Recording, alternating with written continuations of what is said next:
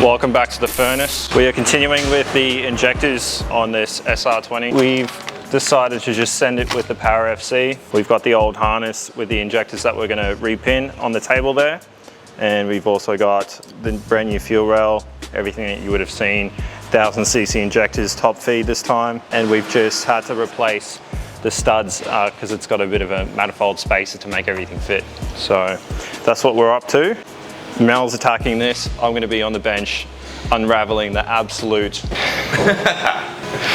you'll see the most wrap you've ever seen in your life. Here we have the old injectors and fuel rail, so that's what we've just ripped out. We did have the Blitz 850s in there, but they everything's just outdated. They don't even make the Denso plugs for these anymore. The multi-fit ones don't fit properly because of the design of the side feed, so we're scrapping that. Here's the old injector loom.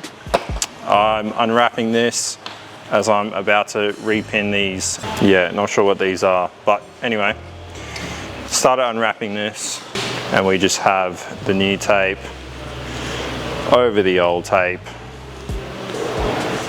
over the existing sleeve. Not sure what's going on with this. This is like sticky. Oh, there's duct tape as well. So we have ultimate protection on this thing.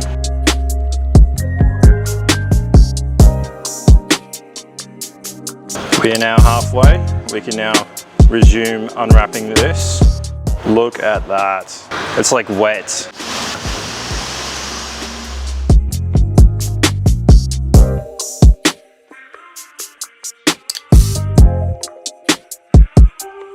Right, now we can start unwrapping the harness. You know what, actually, I'm gonna leave that as it is because this tape is actually holding the appropriate distances for the injectors. So what I'll try to do instead, so I'll just open this up a little bit so I can get in there, cut these, repin them. And then if I need to, there's a bit of extra lead in each one of these. I can just open it up, plug it in, and then tie it back off nice and neat. So I reckon I could probably run and jump onto a wall and climb it. Look at my fingers. Oh, yuck. Reminds me in school when kids would put glue on their hands.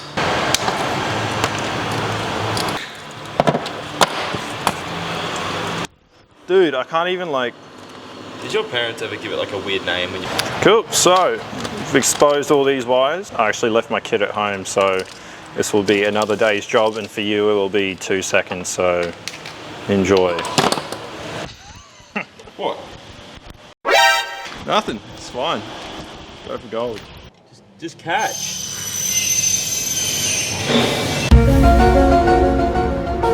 So intake is back on. Oh, Allen keys, fancy. No, I don't like it. Yeah, I don't like them either. But I do like new bolts. Yeah, who carries Allen keys? Probably Alan. Can you believe this little turbo is going to make 650 wheel horsepower? I reckon it'll do it. Look at it. Look how long it spins for. Oh, this one's a taper. This one's straight. Does that matter? You told me, Dickles.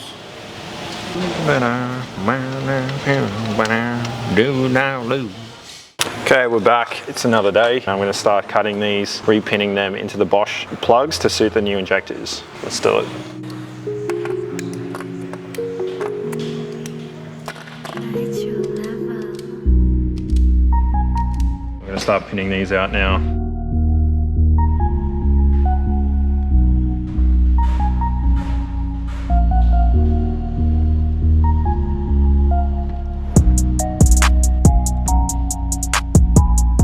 Now these Bosch injectors are not polar sensitive, but I will do all of them the same way. So that is positive and that is the trigger. So I'm going to put the trigger on the right. I think these go in sideways, yeah, just like that. And there's one connector done.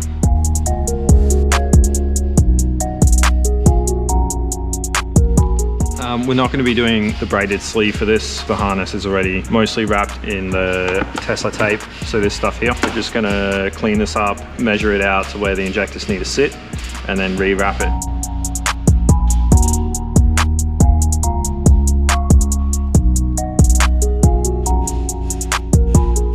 Alrighty, so that is the injector connectors all done up. Obviously this is getting re-wrapped, but I'm going to put these in first, clip them in, see where they sit, mark them off, tape them off, and then make it look all pretty.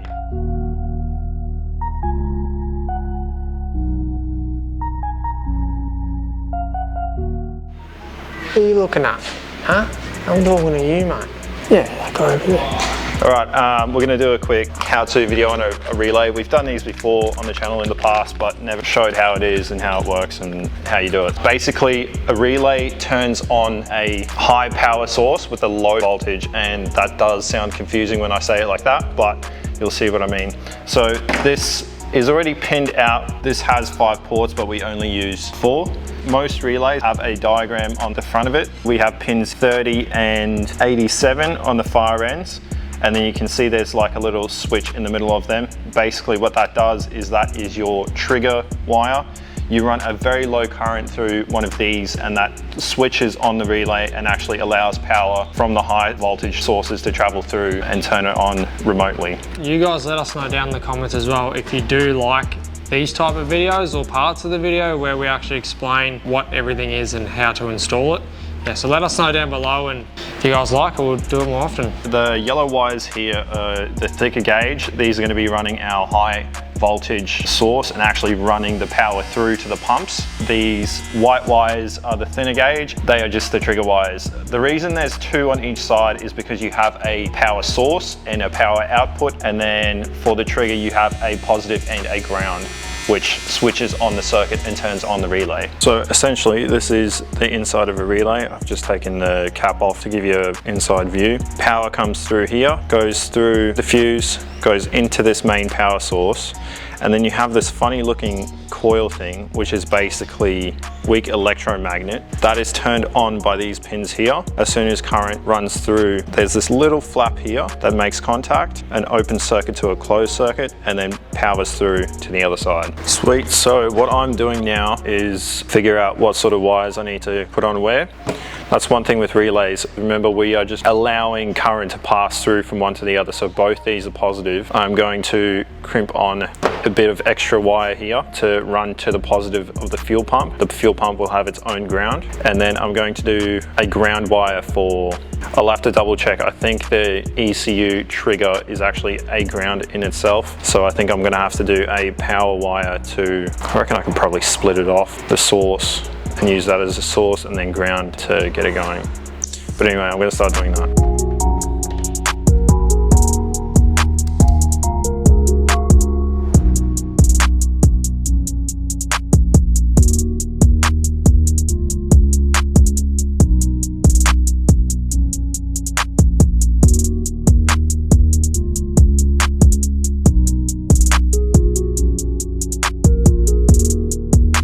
So here we have the source that comes straight from the battery. I've spliced in the positive trigger wire. That's going to be constant on. This side that I've just extended, this is the trigger ground. The ECU actually turns on the relay by grounding the circuit and completing it. And then obviously this is the side that actually powers the fuel pump. I'm just going to go ahead now and tidy this up with braided sleeve, make it look all pretty.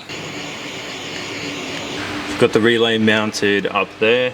We've mounted it upside down for easier access. Runs through the back there. Obviously, all this is going to have the covers over it, so you won't even see it. Runs through the back of the seats here.